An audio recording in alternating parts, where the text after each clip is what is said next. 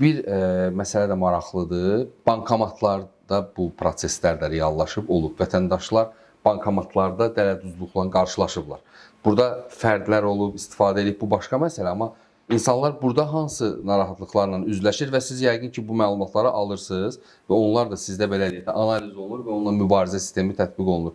Nə deyə bilərsiniz bu barədə? Təbii ki, bu çox yerində sualdır. Bir məsələni deyim ki, dələduzluğun Azərbaycan cəmiyyətində çox formalar olsa da, müştərilərimizin ən çox əziyyət çəkdiyi sahələrdən biri zənglər və bankomat dələduzluğudur. Burada bir qədər artıq qurbanlar dairəsinə baxsaq, görərik ki, yəni bankomat dələduzluğunun əsas qurbanları yaşlı vətəndaşlarımız və yaşlı sakinlərimizdir. Əksər hallarda dələduzlular həmin sakinlərin bir qədər məlumatsızlığından, yaşlı olmasından istifadə edərək onlara sanki dırnaqarası kömək əlini uzadaraq vəsaiti nağdlaşdırmaqda kömək edəcəyini bildirirlər. Bizim vətəndaşlarımız da əsasən yaşlı insanlar o köməyi qəbul edərək öz kartını həmin kiberdələduzluq cinayətinin subyektinə təqdim edərək vəsaitini nağdlaşdırmaqda kömək istəyirlər.